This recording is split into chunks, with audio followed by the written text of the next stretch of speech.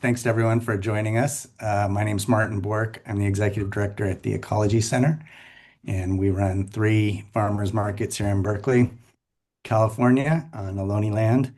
And I'm today we're going to talk about the direct marketing laws that affect all of the markets and certified producers and others across the state. And there's some really exciting stuff that's happening, and we hope this will be both a primer for you, new folks to the direct marketing laws, and a refresher perhaps, and also be able to get into a little bit into the weeds with a couple main courses. Can I have the next slide, Kara? Kara? Just to introduce our panel, we've got some amazingly qualified people to talk about this today. April Triona is a herbalist and farmers market operator from Visalia. Sorry, can you go back? Yeah, thanks. Patricia Bramble is the market operator, the executive director of the North Coast Growers Association, operating farmers markets in Humboldt County. And Karen May is the executive director of the Napa Farmers Markets. And all of them sit on the California Farmers Market Advisory Committee, which advises the state of California on these direct marketing laws. So we got a lot of good content for you today. Next slide. I think we have an agenda just to help prep you. If you want, while we're warming up here, in the chat, go ahead and tell us where you're from, if you are with the local farmers market or have an association to direct marketing. Go ahead and pop something in the chat. Let us know where you're at, what your connection is. But what we hope to do today is go through an intro to the direct marketing laws, an intro to the California Alliance of Farmers Markets that we also, all four of us, represent. Cover an intro into the advisory committee that I just mentioned, and then get into some hot topics in direct marketing laws, the future of the program and fees, and then how you can get involved and engaged. So if that sounds like what you signed up for, then I'm glad you're in the right place. Next slide. So the California Alliance of Farmers Markets is dedicated to promoting the direct farm to consumer relationship, supporting small and independent farmers, and increasing the integrity and securing the future of small certified farmers markets throughout the state of California. But it's made up of these folks you see in the picture here. This is a retreat from last January in the Central Peninsula that we got. But, we represent markets from across the state, north and south, urban and rural, small and large markets, and really dedicated to, we're going to talk a lot about this piece of increasing integrity. And the integrity that we're talking about is making sure that what's sold at farmers markets is actually grown by the people who are selling it. And these folks are extremely experienced, have decades, probably more than 100 years of farmers market experience at that table, just a breadth of knowledge, a lot of vision, and really representing the vast diversity in our farmers market industry from across the state. Next slide. And just to be clear, this is the steering committee. This is not the entire alliance. There's more people in the alliance. Thank you, Karen. Yeah. The steering committee is a 10-member steering committee, and representative, as I said, of market operators from around the state. Can we have the next slide? This is just a little theory of change to help people understand how the Alliance is approaching the farmers market industry. Ultimately, what we're after is a vigorous and resilient farmers market industry. So we want to be strong. We want to be able to support small farmers and vendors and artisanal food producers and bring their amazing products to direct to consumers. And so we train and educate, we resource and inform, we organize and activate. We focus on integrity and access, and we promote farmers markets. And we do that with market operators, farmers and vendors, other allies, key decision makers, including legislators, and with shoppers. And we hope to come out with strong market managers. Some of you may have taken a training this morning on market management, but really doing the professional development, really trying to support operators who are dealing with all kinds of different challenges, especially those working on like public streets and spaces. You got all kinds of health codes and fire codes and various different city and county departments that they have to. So just really trying to make these operators strong and robust, and that they can provide inclusive markets, create supportive policies to make farmers markets thrive, and ultimately to increase shopping and the shopping base. And if we do all of that, then we end up with successful farmers and vendors, healthy and thriving communities, and a human sustaining planet. So this is kind of our broad vision and who we work with, how we work, et cetera. And I just want to thank the steering committee for doing some really deep thought work in putting this together. Next slide. So what's the history of direct marketing in California? It is the only state that has this kind of law around farmers selling directly to consumers. And the history of it really starts in the 20s, when a series of laws and regulations were passed that basically required all farmers to sort and package their produce to certain grades, and to package it in a standard packaging framework.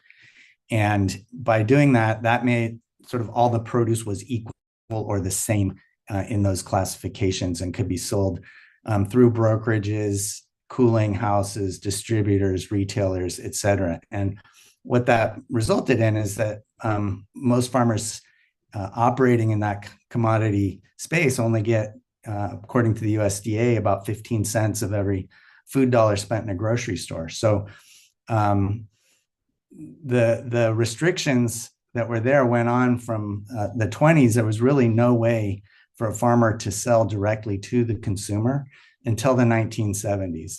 Next slide. And in the 1970s, 1976, there was a strike industry-wide strike in the canneries that were canning, among other things, stone fruit and peaches. And when those canneries went on strike, it was right during peak production season, and all the produce was going to be lost. And the peach farmers in particular were out of their minds, as you can imagine, about, hey, we didn't have anything to do with this labor issue, but we can't sell our fruit. And they went to Governor Jerry Brown and got an exemption to the standard packaging laws to be able to sell directly to consumers through certified farmers markets. And today there are over 650 across the state, and really demonstrating that there is need and demand. Today, obviously, it's much more about that direct relationship between the consumer and the farmer, or the grower, the producer, than it is about, oh no, where are we going to sell our produce because the canneries are striking, but really developed into something much more robust. Next slide. I think I hand it over to Portia at this point. Is that right? Yeah, thank you, Martin. The history is so important for folks to understand how this program really came about, in opposition to that standard pack. And today we still are working against a lot of systems of control to make sure that we can continue to operate our markets. So I think that intro is really helpful. And I just want to recognize that we have a lot of folks in the room today from across the industry, including farmers, market operators, as well as other industry support roles. So I see a lot of folks here from a lot of partnership organizations, and farmers markets really do take partnership to thrive and to grow. And so across the state of California, we have 650 markets. but it's not just 650 market managers making those markets run. It's all of our farmers. We represent thousands of farmers across the state, from the tiny little Humboldt County farmers up here on the North Coast, working sometimes on less than an acre, all the way down to the biggest farms across California. The farmers market industry represents a huge portion of California's agricultural economy. So it's very significant to the state of California, and CDFA and the state recognize its importance. So because of that continued recognition for the importance of what we do through farmers markets, the state of California continues to operate this direct marketing program that we're here today to talk about. So by way of introducing myself a little further, I'll say I am not only the executive director for the North Coast Growers Association, operating 9 certified farmers markets in Humboldt County, but I also serve on CDFA's Certified Farmers Market Advisory Committee, currently serving in the capacity as chair. So I get to lead us through our meetings and work us through all of our challenging conversations. And that's what encouraged us to put together this panel presentation. And we encourage you to participate today through making comments in the chat, as well as using the Q&A function. So you can find that at the bottom of your Zoom screen. So throughout today, we welcome you to use the Q&A to ask questions. We will provide answers, and we'll go from there. So a little bit more about the benefits of direct marketing. Those of you who sell at farmers markets or operate farmers markets or shop at one know some of the intrinsic value. But some of these stats on the screen and some of these points really take us working together to keep the opportunity going for farmers. These spaces are totally unique, and the value to the farmer is so much more significant than the value and the income they bring in through wholesale or other marketing opportunities. This is one of the very few unique systems in the state or in the country where that direct farmer to consumer opportunity is provided, and it benefits all of us, not just the farmers, but also the consumers and our health and well-being of our communities, as well as providing just that public space that farmers markets are for us to enjoy and spend time in and socialize. And we realize that value even more during pandemic time, when farmers markets were one of the few open air direct sale markets that were able to remain open and accessible to the community, not just because we're open air, but because we were able to organize through the California Alliance of Farmers Markets and this industry group that we have built over the years to communicate best practices and to put together kind of a how-to guide to running farmers markets during the pandemic times. And we worked with each other, with public health, and with the different agencies to ensure that farmers markets could stay open and in operation. And that looked really different across the state. So very important to know that at farmers markets, the #1 rule of the direct marketing program is that all farmers at the market must grow what they sell. This language was added. This was always the mandate, but the language was clarified and added to ensure that farmers even must put this language on their signs, at their booths, to make sure that the community knows that that is the case, that they are growing what they sell. This is also the biggest point of tension in farmers markets, because it can be very tempting to break that rule, and issues of noncompliance do still happen across the state.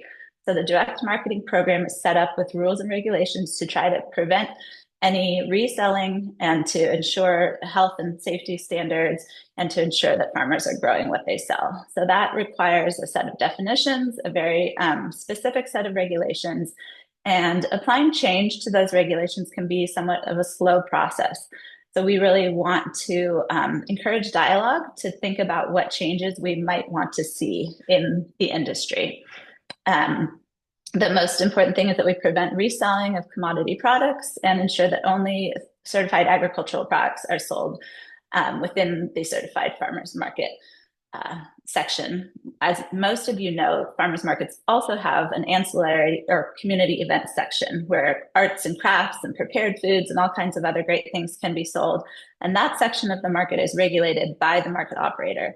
The certified section of the market is regulated by the direct marketing regulations, and the inspection and compliance division of the state, as well as at the county level with our county agricultural departments, work together with the market operators and the farmers to ensure compliance with these regulations.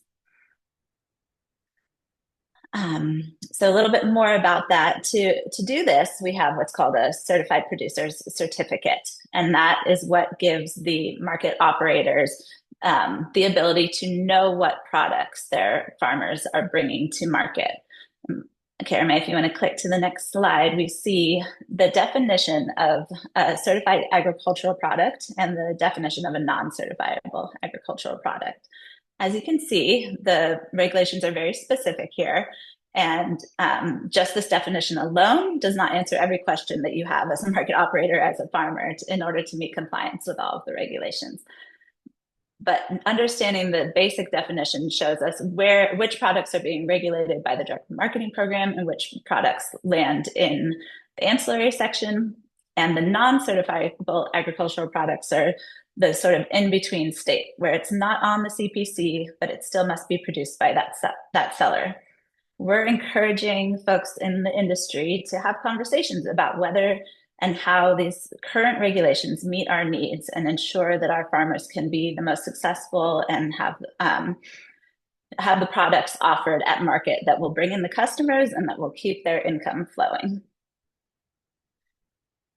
So we wanted to talk a little bit about the direct marketing law and how the program is paid for. So as I mentioned, as the chair of the Certified Farmers Market Advisory Committee, this committee is made up of industry representatives, from farmers to market operators, as well as county agricultural commissioners. And it's a formal body that oversees this program at the state level. We oversee the budget, how the resources are utilized, and which regulations are meeting our needs. And we work on legislative changes when needed to apply change to the industry. So in order to So the fee structure, we wanted to, for folks who aren't already aware, the fee structure is set at a quarterly remittance fee. The original fee was set at 60 cents per market vendor per day. And that remained the price tag paid to the state for many, many years, until we applied a change in about 2017 to raise that fee from 60 cents to $2 per vendor per market day. The market operator has the responsibility to keep track of how many vendors attend their market, and that fee is paid not just on the certified producers, but on all vendors. That is the main source of income that funds the direct marketing program, that pays for the staff time necessary to run the program, and pays for some level of inspection and compliance at the state level. The counties also shoulder some of the burden of the cost. And at the county level, that looks different county by county, depending on the number of markets, the number of farmers, how many certificates they issue, and the cost of those certificates varies by county as well.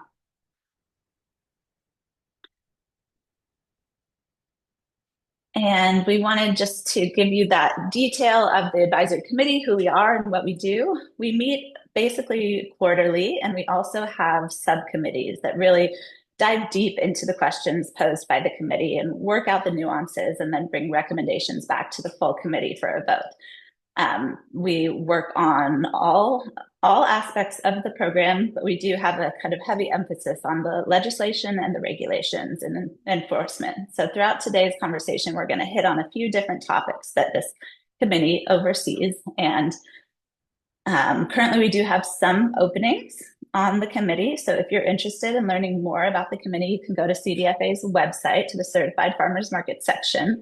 That's also where you can see agendas for the meetings, to learn what we've been talking about, and you can sign yourself up on a list of interested parties to be invited to all of those meetings. The meetings are open to the public, and the public is always welcome to comment. I'll just chime in here. Hi, this is Karame. Yeah. So I really do want to put in a plug for folks to consider joining this advisory committee.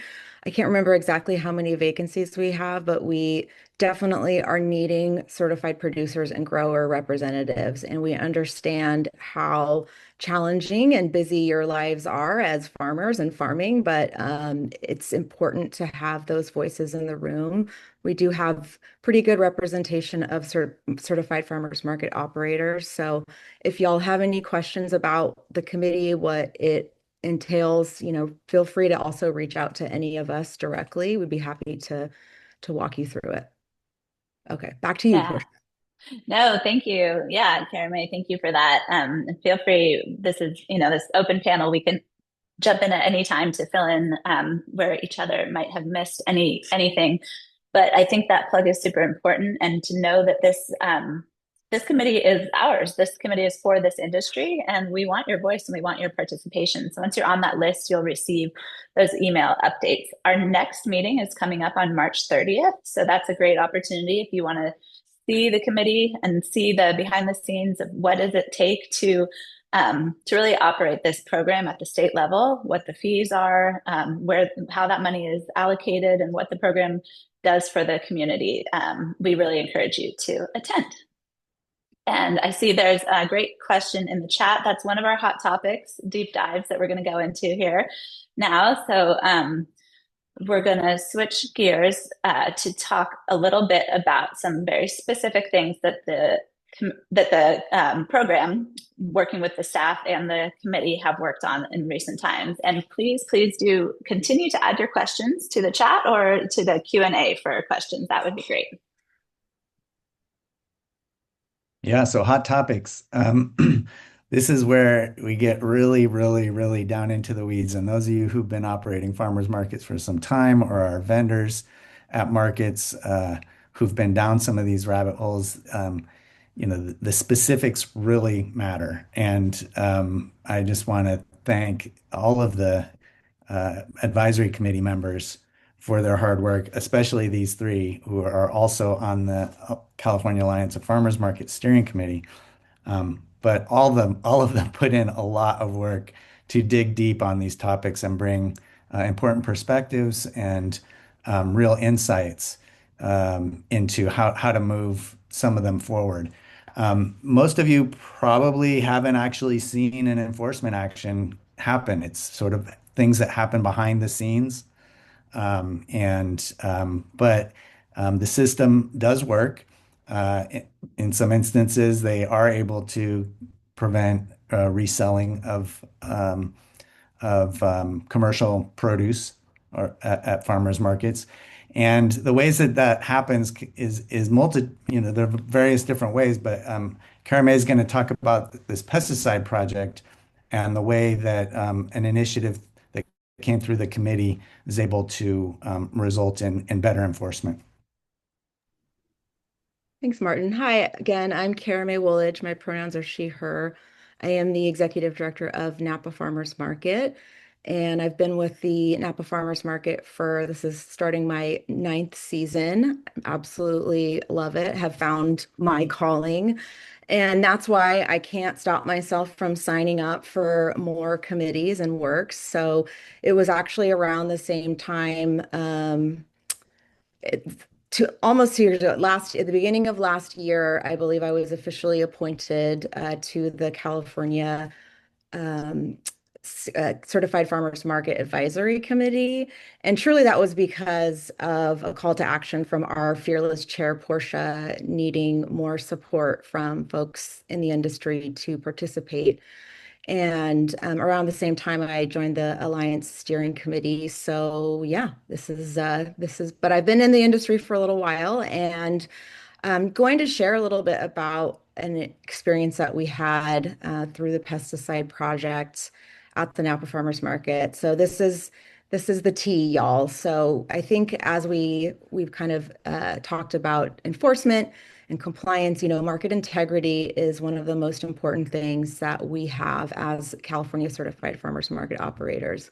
We want to ensure the trust in our customers that when they purchase from the small farmers, that they are buying food and produce that was grown by them, just like they said. So that being said, we know there is there are bad actors. We know there are things that are shady and not okay.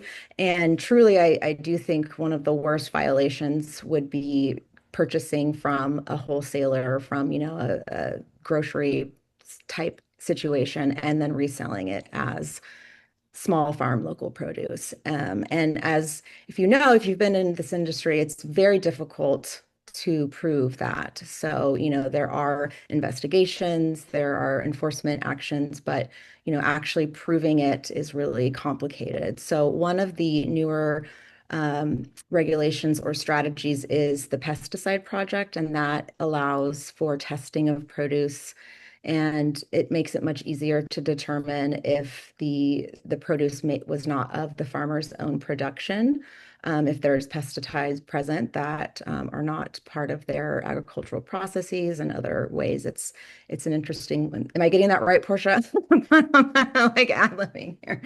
Yeah, this is Yeah, go ahead.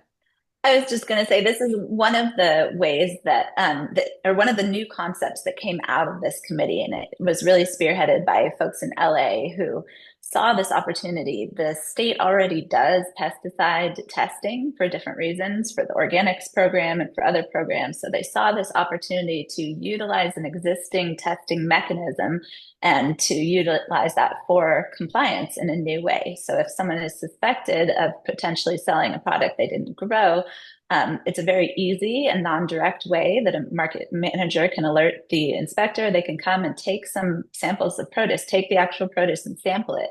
Because we've found that most of the time when someone is buying and reselling, they're very often selling product from outside of the country where folks are, or outside of the state, where folks are using types of pesticides and other additives that are strictly prohibited in California. So it was a unique way to consider a new method of compliance utilizing the technology available that didn't exist when the program started. So yeah, it's been amazing to hear from Kara May that the project has been put into action. And yeah, she'll tell you a little bit more about that. But it went from a pilot project, it was very successful, and now it's sort of instituted into the direct marketing program at a certain scale of how much we can support every year. There's a small cost to it, but it's relatively inexpensive compared to some of the other options available for checking compliance. Right. So all farmers markets, besides providing food access, one of the most important values that we hold is the relationships and the trust. And so it gets very complicated when we have longstanding relationships with growers, with producers, with vendors, and things happen that are a little suspicious. So specifically at the Napa Farmers Market, we had very serious concerns about a certified producer over the years because of evidence that we saw at market that was pointing to the fact that they were not making this and that there was evidence of more commercial production. And it honestly, we have to play that role and understand that we are enforcers, and it is our responsibility to not only the customers, but to the other growers that are doing everything correctly and following the rules and regulations, that it is not fair to them that if someone is cheating the system. So, and in that sense, we work with our local agricultural commissioner's office. But again, it's extremely difficult to prove if a grower is buying something out of their own production. So recently, just this year, we were notified that the farmer that we had suspicions about had their CPC suspended because of this specific pesticide issue. So it was, we were able to receive that information from their county of origin. They had been suspended from the market. And while that feels very heartbreaking, in some ways, it was a relief to us because it was a way that we knew and that the system is working. And also it shows that we take this seriously at the Napa Farmers Market, where we want to ensure that our farmers are growing what they sell, because if they're not, what are we doing? We're joking around. We make puns, fruit and veggie puns all the time, but we don't mess around with compliance. So So anyway, so that's just one example of how the things that we work together with are put into action. And I'm also the one running the slideshow, and I'm very nervous. So if I skip around, I apologize. So I'm going to get back to that. No, no worries, Carmen. Thank you for running the slides. And next, I think, Portia, you're going to talk about mushrooms and some new regulations around mushrooms. Yes, I can talk about that. So this is another example of where we saw kind of a gap in the existing regulations regarding mushrooms. As most of you probably know, and maybe some don't know that much about growing mushrooms, but it's a pretty delicate process that requires, very sterile, clean environment and a delicate process for how to, inoculate the substrate of the where the spores and the mycelium will grow into the product that's brought to market. It's complicated and it's challenging to grow your own mushrooms, actually, to inoculate and grow the spores all the way. So this is an area where it appeared that there might be quite a bit of buying and reselling of pre-inoculated substrate. So folks were potentially seeing a lot of growers at markets who were purchasing a substrate, a log, a block, some sort of material that was already inoculated with the spores, and potentially that fruiting body, that edible fungus that's grown, was already growing. And the direct marketing regulations say that the agricultural product must be controlled throughout the entirety of its growing process. So, for example, you can't just go out and buy a apple tree and then sell the apples right away. You would have to, plant that tree, care for it for a certain amount of time, really tend to that product. So we wanted to clarify the regulations around mushrooms. So language was developed to do that and added to the regulations through the subcommittee and through the committee, and it just expanded upon the current definition to make sure. So it added language like the practice of the agricultural arts specifically for cultivated mushrooms shall include inoculating a clean substrate with the spores or mycelium of an edible fungus and maintaining the resulting fungal culture until it produces fruiting bodies. And that sounds like fancy language, and it did take us a while to get there. We had to really work through that. We had mushroom growers come and talk to us about their process and what it looks like on their farm and in their spaces to do this in the right way. So we heard from mushroom growers. They came to the meetings, they shared their experience, and we listened and we took it seriously. So I think this is one example. There was also some concurrent language at the state level going on to insert some similar language that I don't think that bill went through, but this regulatory change seemed very favorable, but it took about a year for that conversation to happen. So some of these conversations moved really, really slowly through the process, and some of the conversations we're going to talk about today are still lingering and they're still in process. So that's one more example. For sure, there's a question in the chat there about the difference between mushroom substrate and plant starts. And how did you guys, I know you're deep in the weeds on that. How did you as a committee sort of handle that? Yeah, I think that's a great question. We'd have to go back to the notes to see exactly how we got there. I think, the idea is that if you were buying, for example, a pepper plant, that the peppers were already blooming or already fruiting, and then you just planted that and sold it, that's obviously going too far, and if similar with the mushrooms, if it's already got that fruiting body on there, then it's already producing the fruit, and mushrooms require this, very specific inoculation, and it is different than a plant in the ground. So those are the exact nuances we talk about, and yeah, hope that's helpful. And the key piece there was like really listening to producers who were serious about their craft and wanting to hold that with integrity, as opposed to a lot of imported substrate that comes in or prepackaged elsewhere and sort of mass produced at scale. So next up, we're going to talk about juice and temporary food facilities. And April, you want to give a little more introduction to yourself too as you come on? Absolutely, yes. Hello, everyone. I am April Triana Lancaster. I am an herbalist and market operator in Central California, the Visalia area, Tulare County, also known as the largest production county in the state of California. So I work really closely with our local small farmers here in Tulare County, and I have kind of a knack for rules, and I have a passion for helping my farmers keep farming. And we have kind of decided that part of that is producing value-added products and selling them at farmers markets. So this has become a passion project of mine. And last year we started seeing a lot of kind of surprise regulation on farmers that had never really necessarily been regulated in this way before. We started having folks asking for TFF permits of our certified producers selling certifiable, technically certifiable agricultural products.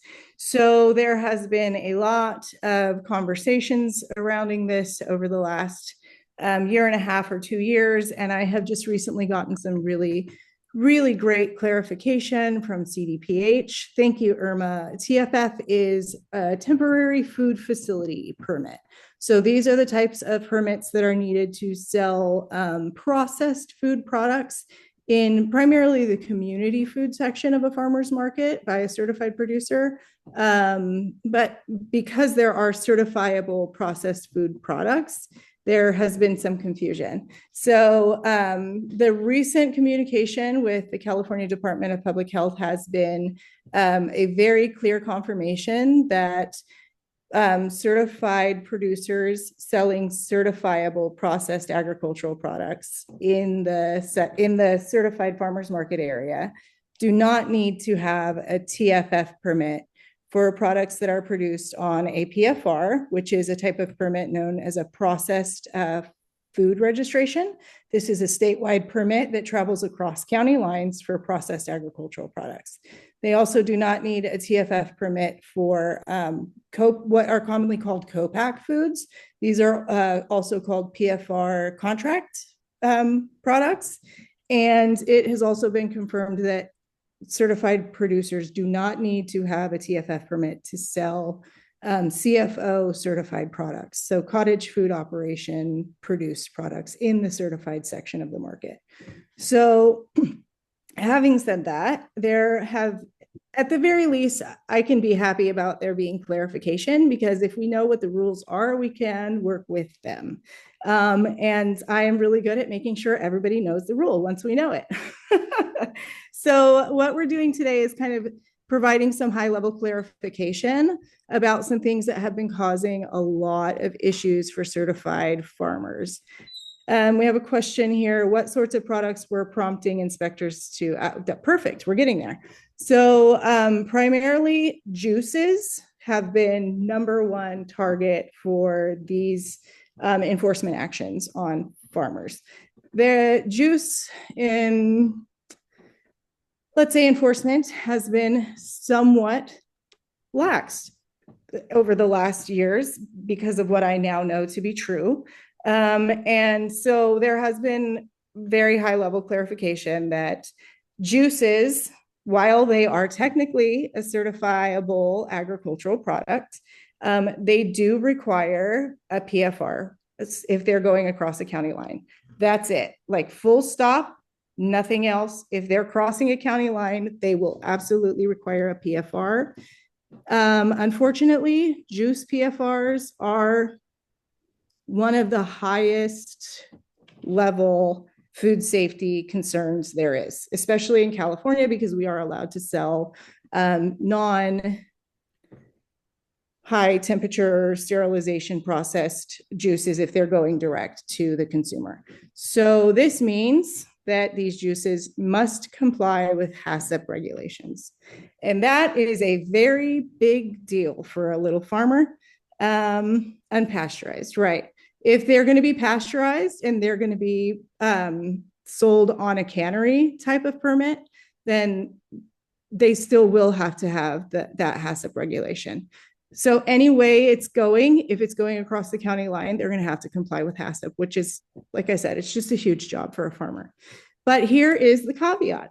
So in these conversations, I have been in contact with my favorite inspector, who's my local gal here.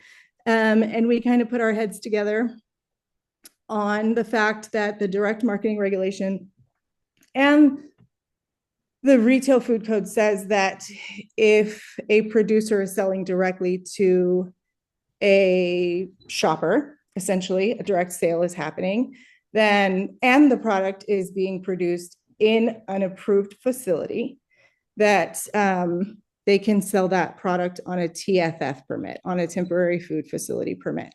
So here is the circumstance where the farmer is going to need a TFF permit, and we're going to make him be excited about it, because he will be able to utilize any retail food facility permitted kitchen, which is the lowest level retail facility kitchen requirement.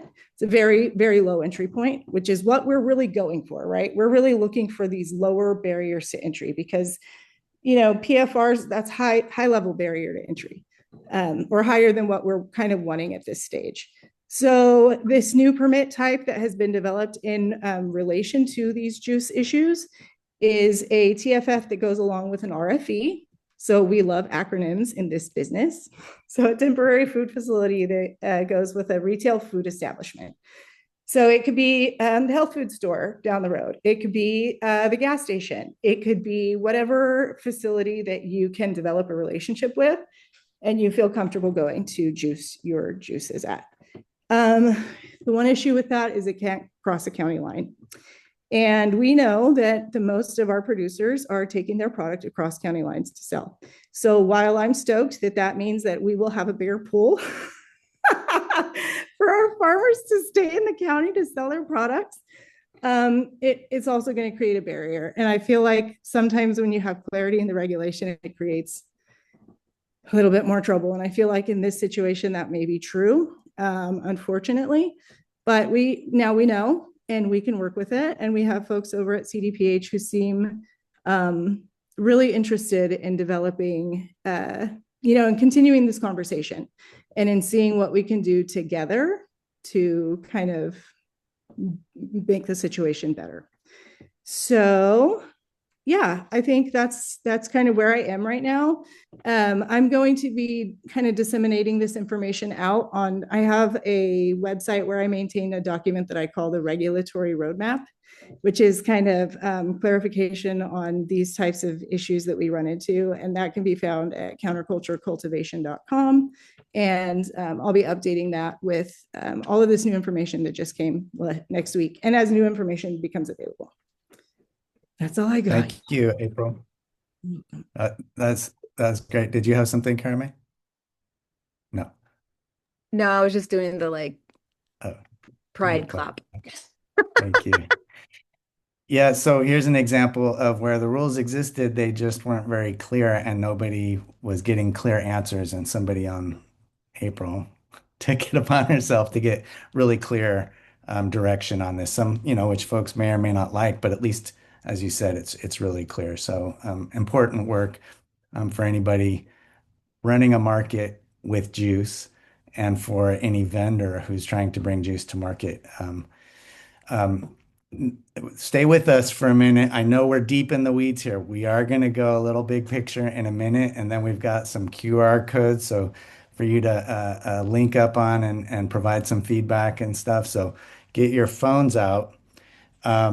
But next up, we want to talk about a wine bill. Senator Laird out of the Central Coast has introduced a bill that would change the rule for wineries who sell as certified producers in the certified agricultural area of the market.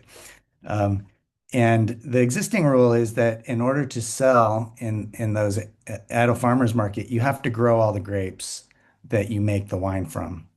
And there are a lot of new wineries in urban areas, and they're never going to grow all the grapes that they are making wine from, and yet they're producing interesting local craft wine. And there are also growers wineries that grow some of their grapes, but not all of them, and they have restrictions on them. And then there's other growers who would like to be able to sell at farmers markets, and they're just buying grapes from their neighbors and making, they're just a winery. They're not a grape grower. So the proposed rule would eliminate that requirement altogether and allow any winery to be able to sell, regardless of whether they produce the grapes themselves. So this is legislation that's just been introduced this legislative cycle, and it'll be working its way through the Ag Committee. From the California Alliance of Farmers Markets, we've been having some internal conversation in our policy working group around this bill and some ways that we might want to see some improvement to it. And some of the improvements might be, can we put some kinds of guardrails around it? So yes, opening it up some so that you didn't have to grow all your grapes, but maybe still require that you grow some of your grapes. Or putting a cap on the size of winery that might be able to sell in terms of total sales. Some of you may know that beer is regulated by the gallon per vendor. So that's another idea, is sort of like a volume of sales that would be capped statewide for a winery to be sold through direct marketing. It would also affect some of the tasting restrictions. And right now you can only have one winery doing informational sampling, I think they call it. If you have a large market with multiple wine growers in a wine region, for example, or wineries, you might want to be able to offer more than that. So this legislation might ease some of the restrictions on that as well. So that's going to be progressing, as I said, through the Senate legislative process. We hope to get a meeting with Senator Laird at some point to discuss this legislation and offer some amendments to the initial bill that went out. They seemed fairly receptive to that, but we'll see how that unfolds. Happy to refer you all to the legislation and stuff if there's interest in the Q&A or chat. We can post some additional links to that. And finally, we have mobile markets. Anybody want to jump on the update to mobile markets? You do that one, Portia? Yeah, I could do that one. I'm going to share here in the chat for everyone a link to CDFA's Office of Farm to Fork, which will be the department that will oversee, potentially oversee this mobile certified farmers market opportunity. So backing up just a little bit, as you all know, there are some mobile markets around the state. They operate differently than a certified farmers market. So in 2023, 2024, this concept around creating certification for a certified mobile farmers market was discussed. The legislation was put forward as part of Prop 4, which is known as the climate funding, specifically the Safe Drinking Water, Wildfire Prevention, Drought Preparedness, and Clean Air Bond Act of 2024, which we call Prop 4. This mobile market language was contained within that legislation, which did pass and was funded. But the enactment of that legislation, where that legislation moves into the regulations and becomes an active program, is still in process. So according to CDFA's Office of Farm to Fork, through the bill, $20 million is quote unquote now available. It also says it's in development. So what we know from behind the scenes, my best understanding is that this won't be available just yet, potentially not until 2027, but it's important to know that it's out there. There's some level of funding. The exact dollar amount can potentially change as things move about different programs, but that legislation is linked here in that link that I sent forward. You can read the actual original legislation. And the idea behind it is simply that if folks are in an outlying area, in a food desert, or in a community that can't sustain a weekly farmers market, that community still deserves access to the fresh and healthy local food that farmers markets provide. And some organizations have the resources to support the idea of bringing that produce to different communities through a mobile truck or a mobile van. So the concept would be that the produce would have to be purchased from a certified producer at a certified farmers market, in theory, and then could be somewhat aggregated and redistributed in a mobile way throughout communities that need access to local food, but don't necessarily have the right makeup in the community to sustain a weekly farmers market, either a low population or they're, in a super challenging area, remote, hard to get to, that kind of thing. So that's the concept around the mobile farmers market. All right, thank you so much. So much information there, but it gives you a real sampling of all of the different types of regulation that this committee is working on all the time. And while some of it may seem very narrow, it's really important to the producers and market operators who are, trying to comply and trying to make it all work. We've covered a little bit of some of these updates already. In 2015, there was a update to the fee structure and some other kind of critical rules. We want to note that the staff at CDFA have let us know that the statewide program that they run, different from the county level operations, is under pretty severe financial pressure. They're expecting it to run into the red in the next couple of years, and really need to see a fee increase or some other change in order to make the program financially viable. At the Alliance, we're, as farmers market operators, we're deeply invested in the success of this program. It is the thing that gives confidence to consumers that what they're buying is actually being grown by those farmers and not just being resold. This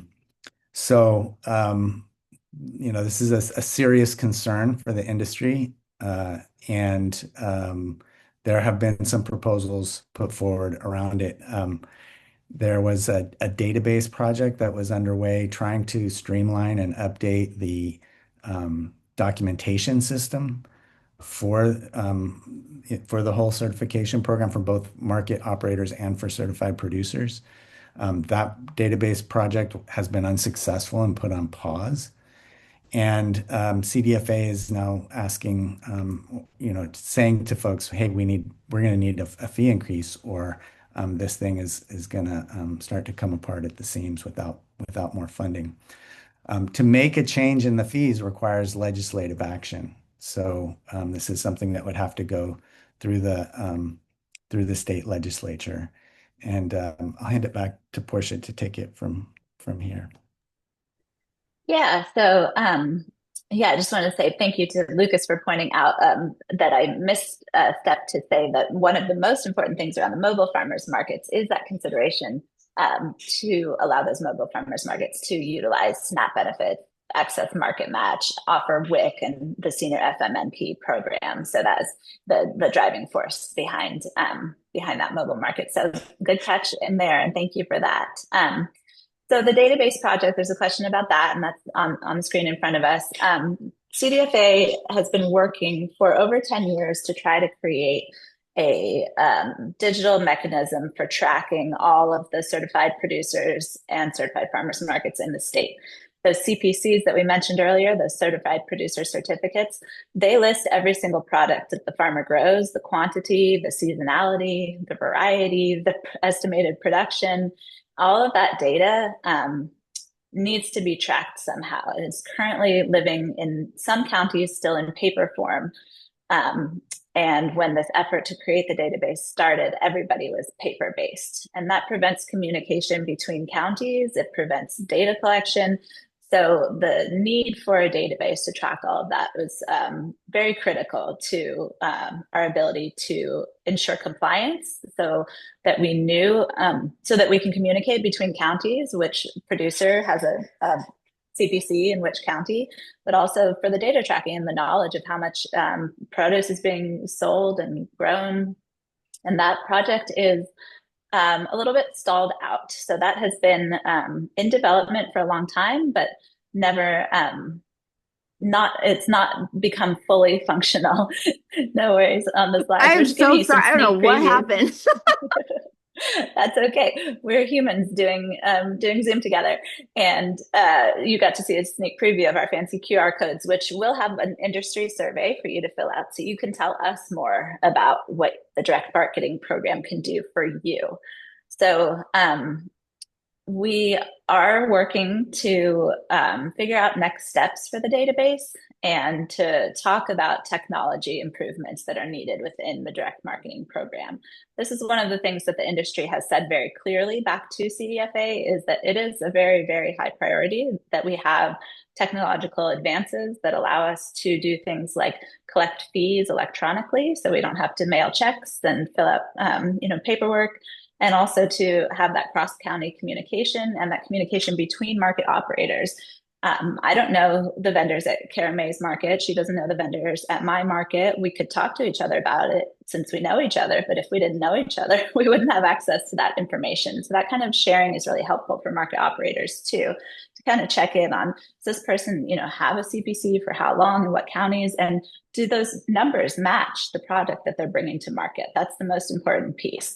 If they say on their CPC, that they are growing this amount, but then they're bringing that amount, then it doesn't add up. So that's the problem that we're trying to solve for with better tracking mechanisms. So we do have a piece of legislation. We wanted to talk a little bit about that piece of legislation that the committee worked over the last couple of years to develop. Some of it is very specific. So this legislation would change what's in law, and then that would trickle down to changes in regulations of how we regulate the markets. This legislation was developed over years of committee meetings, lots of discussions, and a response to what Martin mentioned, that the committee has been made aware through many conversations with staff across all levels of CDFA that we're not keeping up with the rising cost of doing business in California.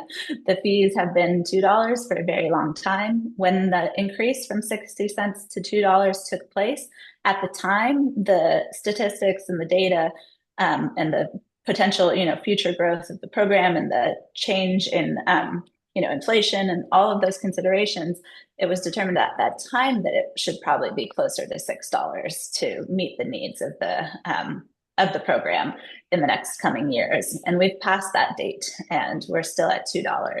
So we're kind of in this push-pull moment where we want to see some change happen within the program. We want to see some technology advances, but we also have to change the mechanism for how these fees are set.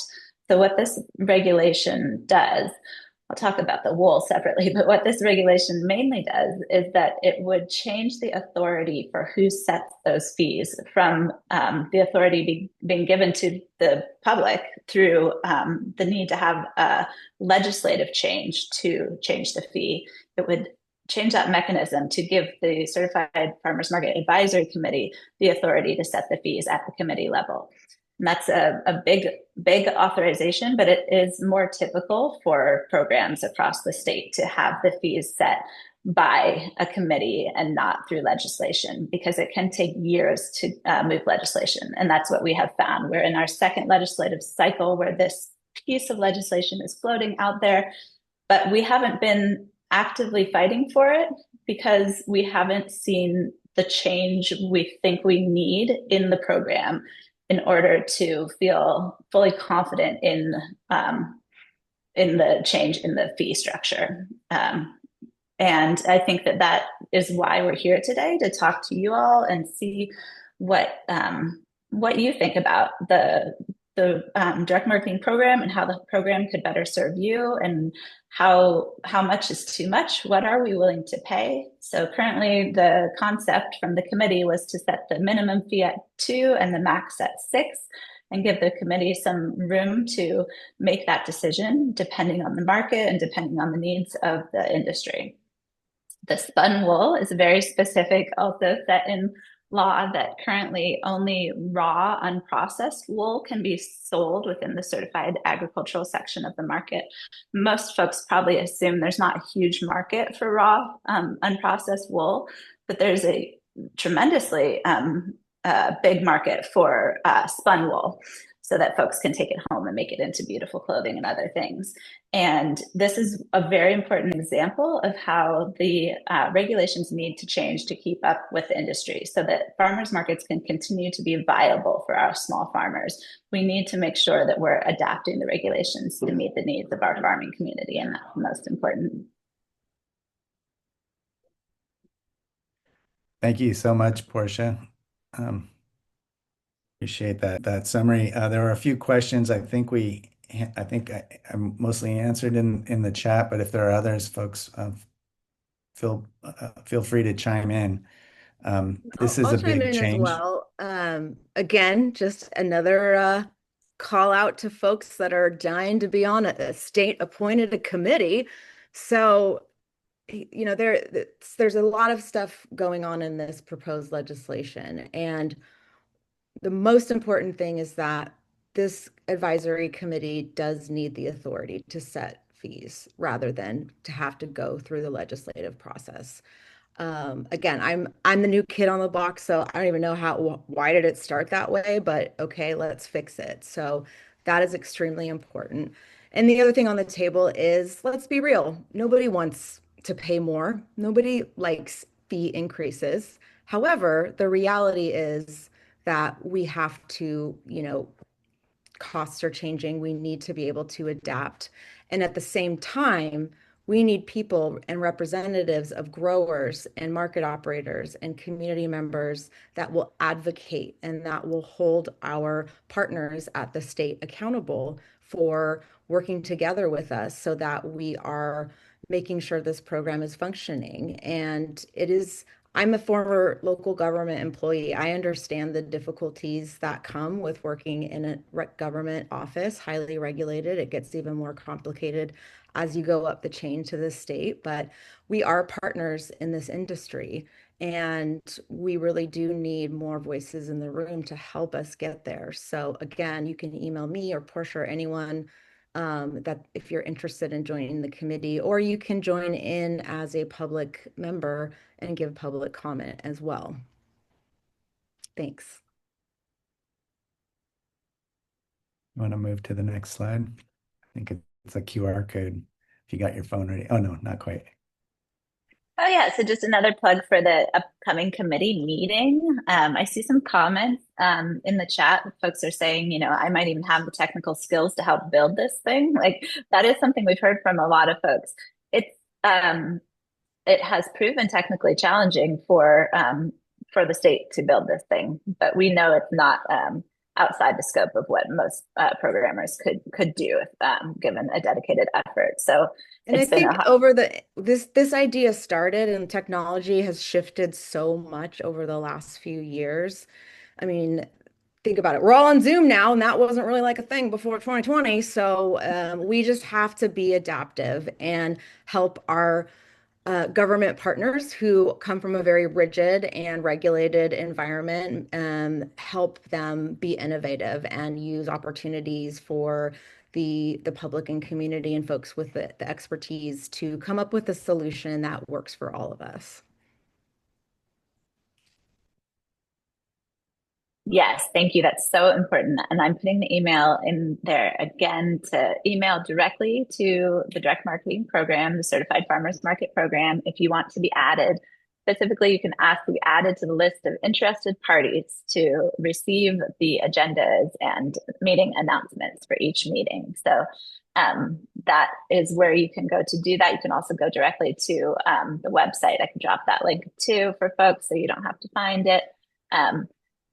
This website explains the program and the advisory committee and our work. So please go there, check it out. The more voices present, the better. That is the most important message of the day. Like, this committee works for you all as industry leaders, farmers, market operators.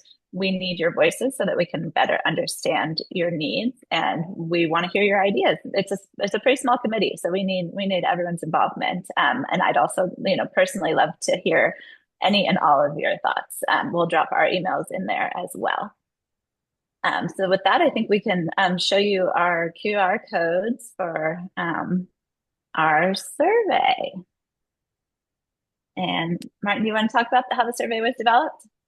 Yeah, just this is, I believe this is the California Alliance of Farmers Market Survey, just really looking for market operators to give us feedback on what are the issues and topics that are most of interest to you, how the Alliance can better serve the industry, et cetera. I want to thank Alan Moya, Pacific Coast Farmers Market, a steering committee member who put this together for us and has been kind of our in-house survey data person.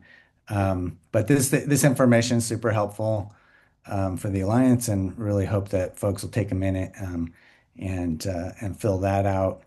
And then we have another survey. Go to the next slide. Oh, this is just about how to stay in touch with the Alliance. So if you scan this code, it'll take you to the Alliance website where there's a sign up for our newsletter and other communications, and we can keep you up to date on policy efforts and advocacy trainings and other things that come up for the farmers market industry. So I encourage you all to jump on there and get on that email list. And I think with that, thanks. We're through the slide deck. If there are more questions. There is a question in the Q&A. It says, outside of produce sales, are there any regulatory changes in the foreseeable future regarding selling meat directly to consumers in California? The livestock producers I'm familiar with pre-sell half or quarters to members, but they can't sell direct to consumer at farmers markets. Anybody want to take that? I can speak to that a little bit. So the meat sales are definitely regulated at the USDA level, and there's not a lot of room for wiggle there, not a lot of wiggle room or movement to really change things with how meat is regulated at the USDA level. So the state has to comply with USDA regulations, and they're very strict. And we have discussed this at the committee level, and it is something that we would be happy to hear your ideas about and hear your thoughts of what do meat producers need to be successful? What could we voice up to USDA to ask for a change, or if there's something that we can control at the state level that could be changed? We'd love to hear more about that. Yeah, please shoot us all your questions. Yeah, we've got 5 more minutes. So yeah, the QR code should be on the screen. You can take your phone out, open your camera, hold it up to that QR code, and that'll take you to the market operator survey. And again, then we can show you the Alliance QR code again after we give folks a minute to get that survey pulled up. And it's a thorough survey, so we weren't going to ask you to do it right now, but if you do want to just share out, highest needs or opportunities or challenges in the chat, just so we can all go home thinking about those things, even if we can't answer every question. This survey was shared through the Alliance listserv, and we got about 30 or 40 responses already. So we have some baseline data, but your responses will really help us build it out, and that data will then be shared back to the direct marketing program.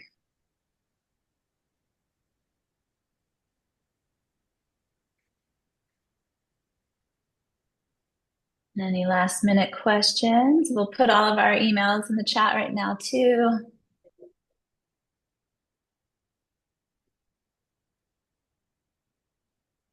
Oh, there is a great question about free farm stands or community gardens. So CSAs and farm stands are regulated differently than certified farmers markets. They are regulated at the state level, and then enforcement happens at the county level. So if you have questions about what's allowable, I think the best place you can go is your county agriculture department, and you can let them know what you're thinking about or what you already have in operation. You want to make sure it's meeting all the regulations. Sometimes yes, sometimes no, depending on the exact scenario. The proposed legislation has not been picked up, and that is a conversation we're going to talk later this afternoon, about regulations and advocacy and policy change. If you want to join us for our CNIP advocacy campaign at 4:30 this afternoon, 4:45 this afternoon as part of the conference, we'll get a little bit more into like how does policy move. But currently, it really requires a legislator to champion a piece of legislation. So an assembly member or a senator has to really help move it forward, and we have not secured that yet.